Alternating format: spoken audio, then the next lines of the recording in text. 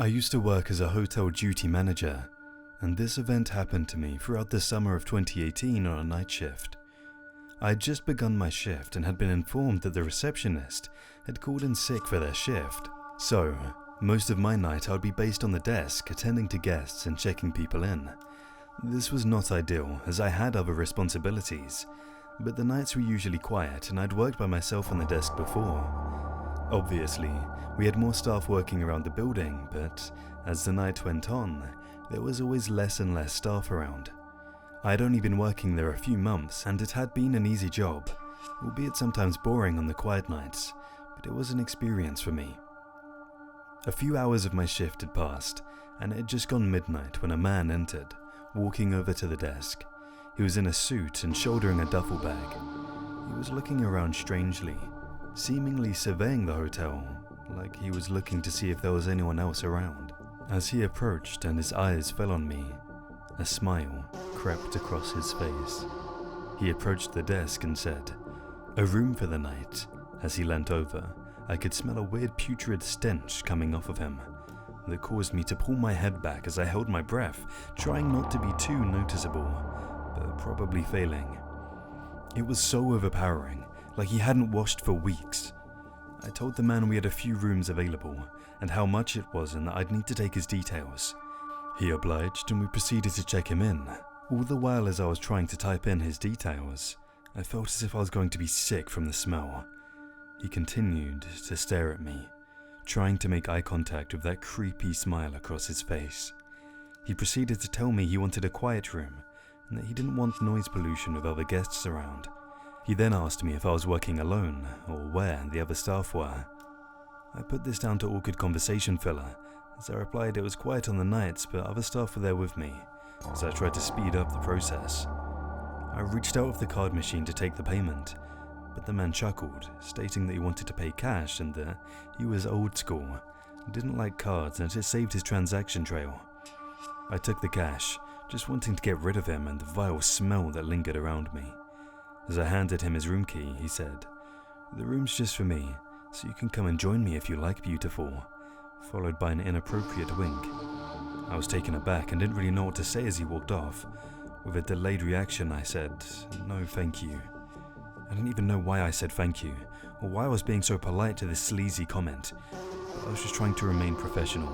It's a good time now to mention I'm a 25-year-old female. After he left for his room, the smell of him lingered around the desk. I couldn't shake it. It was like it had cemented itself in my nostrils. Not 15 minutes had passed when the phone rang at the front desk. I looked down and sighed as it displayed the room number the man had checked into. I answered the phone and asked how I could help. There was a pause of silence and all I could hear was his heavy, deep breathing down the phone. I repeated what I said in a more impatient tone this time, when he finally spoke. "There's something wrong with my room, and I need you to come and check it out now." Very vague, I thought, so I asked what the problem seemed to be. He replied, "There's a weird smell and the lights aren't working," along with the fact that he didn't expect to pay for a room that wasn't clean and had no power. I bit my tongue, as I wanted to say, "Are you sure the smell isn't coming from you?" But I refrained and said I would get someone to check on it right away. He asked why I couldn't just come and check it out myself. I replied I couldn't leave the desk. Even though I could, I really didn't want to. I repeated that I would send someone up to him who could help with the issue. Not really wanting to have an awkward interaction with him again, I put the phone down and radioed for my colleague, who I thought was doing the rounds of the hotel. But there was no reply from him. I kept trying him, but still, there was no reply. After a few minutes, the phone rang again. Of course, it was a man. I answered, and the man stated no one had turned up, and that if I didn't come and check it out now, he wanted a refund, and he would leave a poor review about the hotel and about my service in particular. Not wanting the hassle, and to calm the situation, I reluctantly told him I would make my way to check it out. Annoyed my colleague hadn't replied or answered his phone, I had no other option, as upper management wouldn't respond well to an unhappy guest, and would only end up blaming me if not handled correctly. Making my way to the room, I had my radio and phone. As I tried to get in touch with my colleague, texting him asking where he was and that I might need help at the room. When I finally approached the room, I knocked on the door, stating I was outside, but as I knocked, the door was already unlocked. As I slowly pushed it open, the room was pitch black. I called out to the man, telling him I was there, but there was no reply. As I slowly stepped over the threshold, looking for the light switch, I was again hit with the awful stench that the man smelt of. I flicked the light switch, but the room remained dark. The light wasn't working.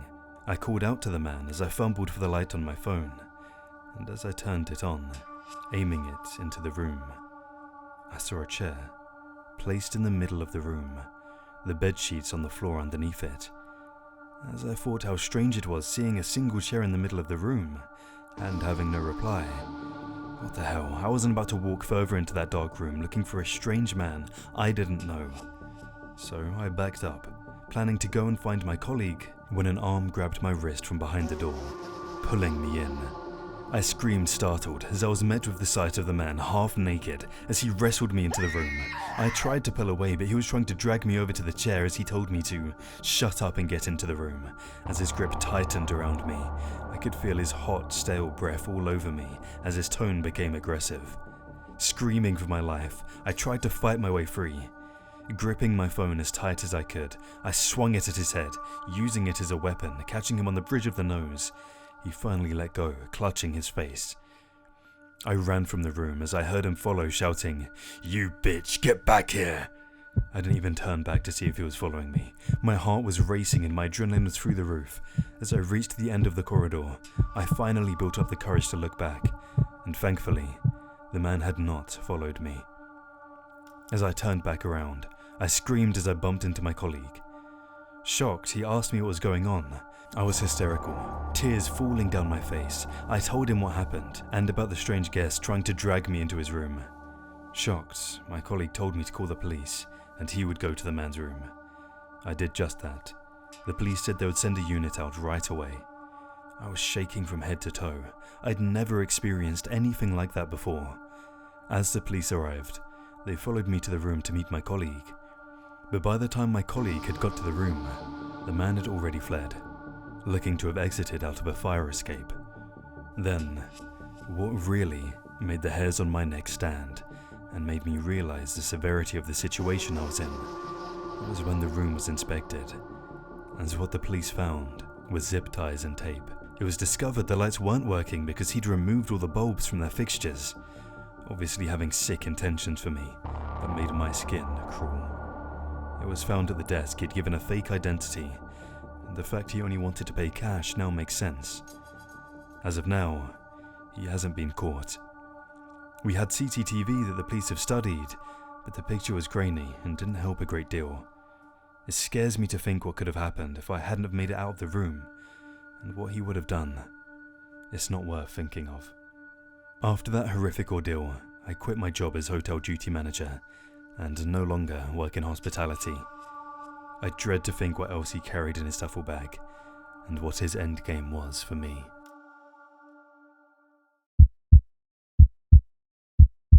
I used to do late shifts all the time at my previous job. It was a shift I preferred rather than the daytime rush.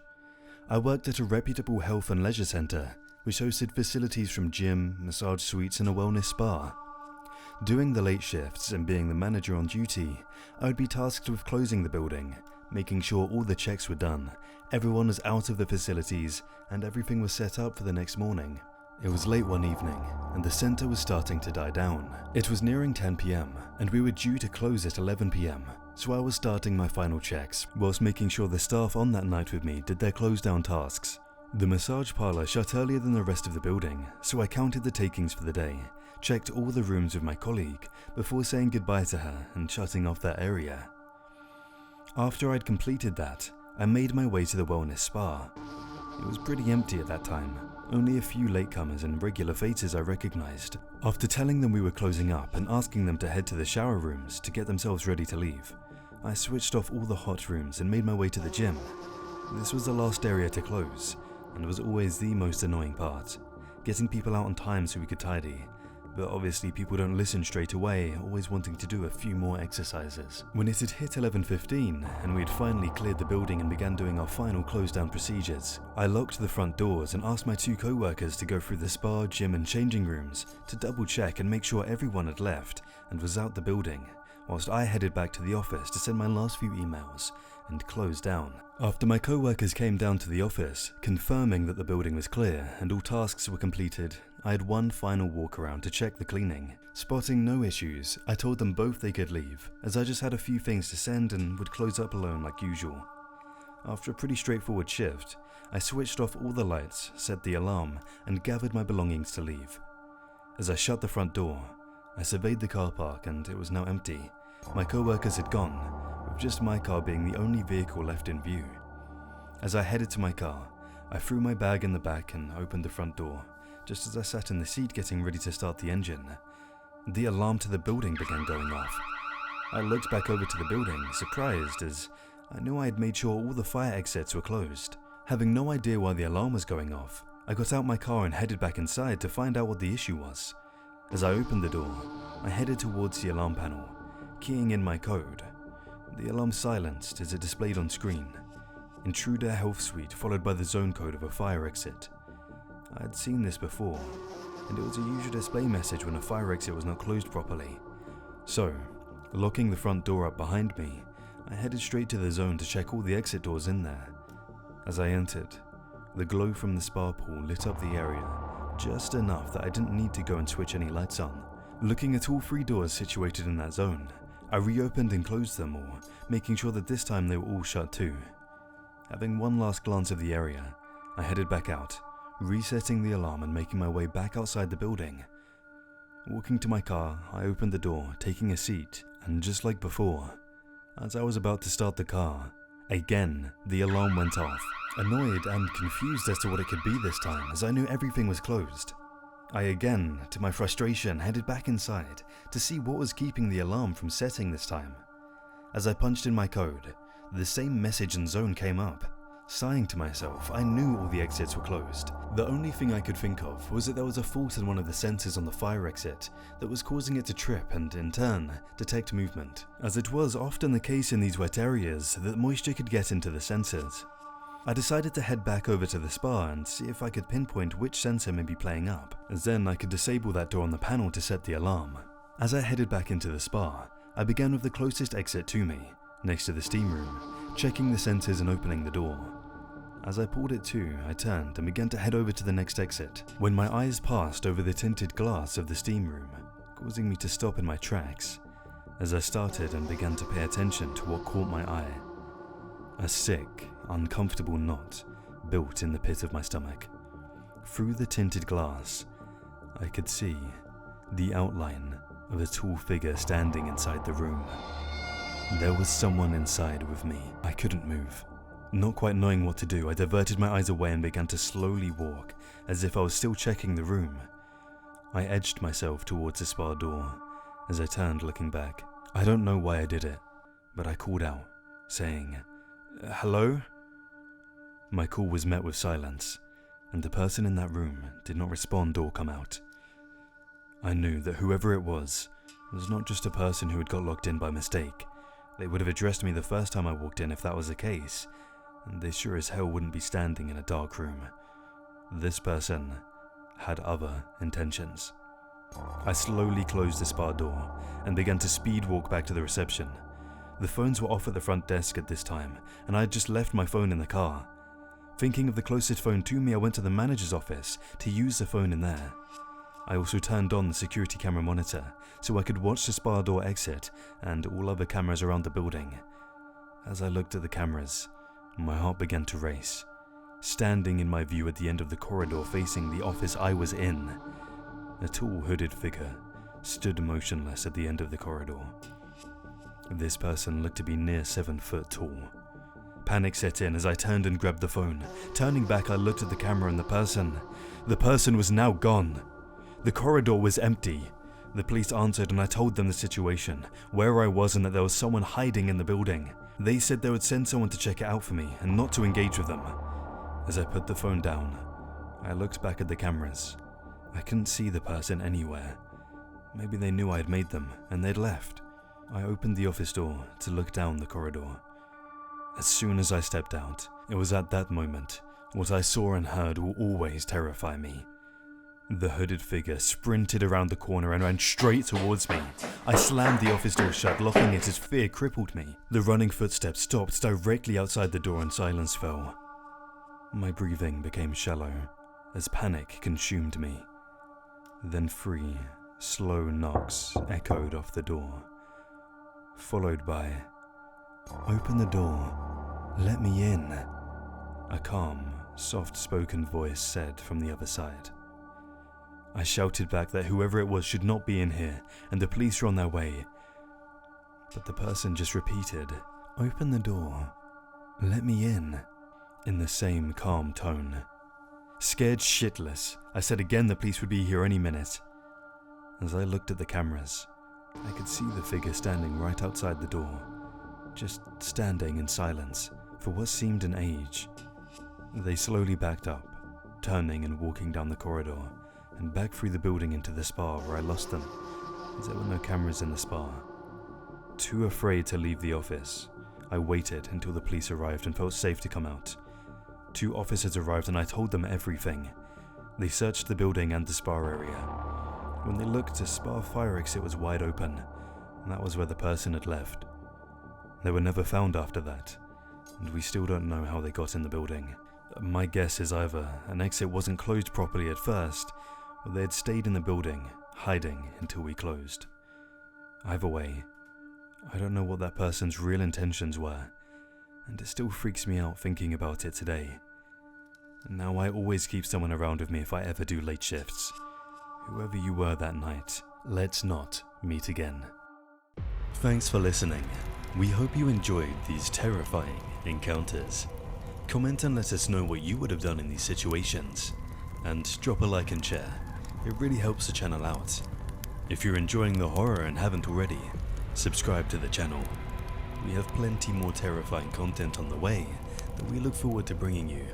So, until next time, remember, fear lies within.